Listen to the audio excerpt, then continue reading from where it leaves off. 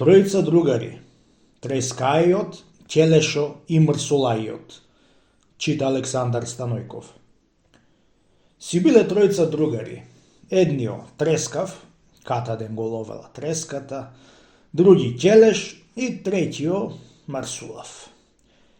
Како што се му обетисуале еднаш, му рекол Трескајот на Ќелешо: А бре Ќелеш, али можеш еден ден да не ја почешаш глата? Можам, му рекол Ќелешо. Ама што да иш ако дотрам?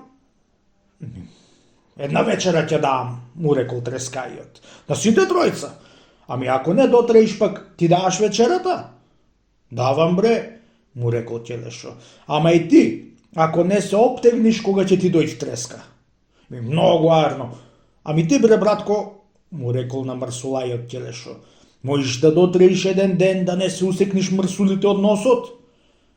Можам бре братко, му рекол Мрсулајот. Туку јас не кандисувам само со вечера да се обложиме, ами и вечера и ручек ако дотрам да дајш. Така ако кандисуваш, ела дај малиот прст да се ватиме. Тамам, мошнеарно, му рекол Ќелешо. Ама и ти пак да дајш и вечера и ручек, ако не се усекниш цел ден од мрсулите. Давам бре, му рекол Мрсулајот. Ела, дај сега рака и речи 5 евреин да бидит кој не ќе дајт. 5 евреин да биди кој не ќе дајт, му рекол Ќелешо. Такво омашко да ме знаеш. Така ја врзаа работата и со Ќелешо и од тој саат беа се затрајале Трескајот да не се оптегнуат, Мрсулајот да не се усекнуат и Ќелешо да не ја почеша главата. Прај што прај Трескајот да не се оптегнит, дури не беше му дошла треската. И едно беше му дошле протегајците, видеот и не може да дотре, а да не се оптегнит, измислил една лага, ѓоам не ќе го сетат другарите. Знаете, пријатели, што ми текнало нешто? Ако ни кажиш ќе знаеме, а ако не ни кажиш од кај ќе знаеме, му рекле двата другари. Еве што сакам да ви кажам, да имам сега една таква пушка дајанка, што да ја клам на колено, тики да курдисам едно јајце, онамо на дрвоне. Пред јајцето да обесам еден прстен и туку од овде да тргнам со пушката вака, да видите дали не ќе удрам низ прстен јајце. Така велејќи Трескајот, ја со пушката мерел, си се оптегнал колку што сакаше. Го сетија двајцата ти се оптегна Трескајот со маривет.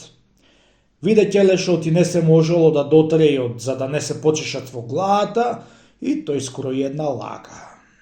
Знаете што сум измислил бре браќа нешто? Ако ни кажеш ќе знаеме побратиме.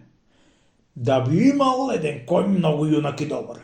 Да го јавнам еднаш, кај ти ќе да го разиграм посока, кај дури да го кздисам арно и да го пуштам после на дизгин, што да може да бега. Кад му се вчикам со колениците во плешките, да се поднаведам малку и да го стегнам арно везот на главе вака ја, за ветрот да не ми го одвид. Ти ќе да ме видите што бинаџија сум.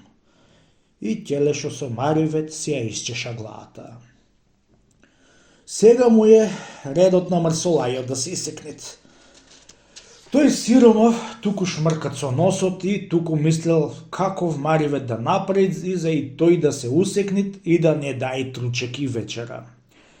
Што ти велаат, маката го учи човека.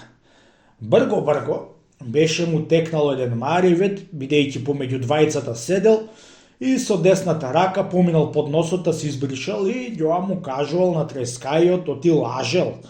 А со левата поминал под носот и му покажал на Ќелешо лагата, велејќи: море, не ти бре братко пушка ќе купиш, ни пак ти конј ќе вјаваш, туку и ти лажиш и тој лажит. Само јас право не кажувам. Ај, облого да го оставим и за другаш. Чини побратиме, му рекле друзите.